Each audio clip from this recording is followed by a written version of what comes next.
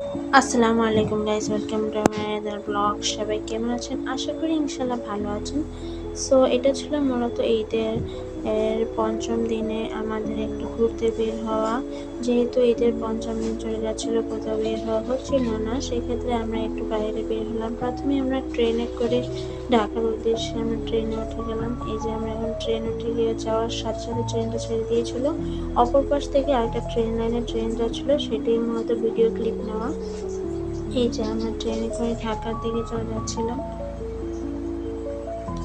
আপনারা যারা নারায়ণগঞ্জে থাকেন তারা অবশ্যই জেনে থাকবেন, নারায়ণগঞ্জ থেকে ঢাকার উদ্দেশ্যে অনেক ট্রেন ছাড়া হয়। সেখানে ভাগে ভাগে কিছু স্টেশন থাকে। আর আমরা এখন ট্রেন থেকে নেমে গিয়েছিলাম। তারপর রেল লাইন দিয়ে আমরা অটো নিয়ে আমরা একদম ডাইরেক্ট আমাদের গন্তব্যস্থানে চলে যাচ্ছিলাম। সো এখন আপনারা গেস করতে পারছেন অবশ্যই আমরা কোথায় যাচ্ছিলাম। অল্প কিছুক্ষণের মধ্যেই আপনারা দেখতে পারবেন যে আজকে আমরা কোথায় যাচ্ছিলাম। এটা ছিল মূলত পুরান ঢাকার রাস্তা। এখন আমরা আমাদের গন্তব্যস্থানের অনেকটা কাছাকাছি চলে এসেছিলাম। অ্যান্ড এটা ছিল জগন্নাথ ইউনিভার্সিটি। তারপরে এই যে একে একে করে আমরা চলে যাচ্ছিলাম। অ্যান্ড ঈদের টাইম যেহেতু রাস্তাঘাট অনেক ফাঁকা ছিল এবং আমরা অনেক সকাল সকাল বের হয়ে গিয়েছিলাম। এখন অবশ্যই বুঝতে পারছেন আমরা কোথায় এসেছি। এটা হচ্ছে ঢাকার ঐতিহ্যবাহী আহসান মঞ্জিল, যেটা অনেক বছরের পুরানো। সেখানে মূলত আজকে ঘুরতে আসা। তারপর এখানে টিকিট কেটে আমরা ভিতরে ঢুকে গিয়েছিলাম। এই যে টিকিটটা দেখিয়ে এন্ট্রি করে এখন আমরা ভিতরে ঢুকে যাচ্ছি। ভিতরের পরিবেশটা খুব ভালো লেগেছিল, খুব সুন্দর খোলামেলা ছিল এবং সকাল সকাল এসেছিলাম যেহেতু অত একটা ভিড় ছিল না, জমজট ছিল না। সুন্দর মতো আমরা বের হয়ে আমরা ঘোরাফেরা করতে পারছিলাম। তারপরে যে আমরা অনেকটা ভিতরে গিয়ে এরিয়াটা সুন্দর মতো ভিডিও নিয়েছিলাম, হাঁটছিলাম। তারপরে এখন আমরা মেইন যে জাদুঘর সেখানে ভিতরে ঢুকে গিয়েছিলাম। ঢুকতে এখানে প্রথমে এখানে একটা মূর্তি দেখলাম, তারপরে আস্তে আস্তে ভিতরে যাচ্ছিলাম। এখানে জাদুঘরে অনেক কিছু তাদের পুরানো আমলের অনেক কিছু সংরক্ষিত রাখা হয়েছিল, সেগুলো একটু একটু ভিডিও ক্লিপ নেওয়া।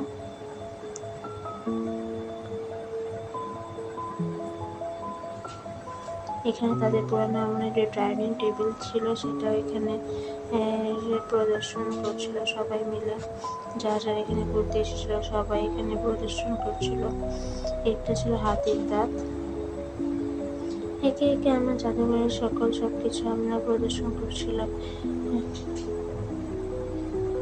পুরোনো আমলে যে রাজা বাদশারা ছিল, ওনাদের এখানে বিভিন্ন চিত্র, বিভিন্ন কাহিনী, তাদের ব্যবহার্য যা যা সামগ্রী জিনিসপত্র ছিল সবকিছু এখানে জাদুঘরে সংরক্ষিত ছিল। এটা ছিল আরেক পাশের ভবন, সেখানে আমরা এসে একটু ভিডিও ক্লিপ নিচ্ছিলাম। তারপরে এখানে অনেক সুন্দর করে সূর্যমুখী ফুলও ছিল, সেখানে একটু ভিডিও ক্লিপ নেওয়া। এই তো একে করে আমরা পুরোটা এরিয়া আস্তে আস্তে ঘুরছিলাম। খুবই ভালো কেটেছিল। এটা হচ্ছে আরেক পাশের মহল। একে একে করে সবগুলো জাদুঘরই আমাদের প্রদর্শন করা হচ্ছিল।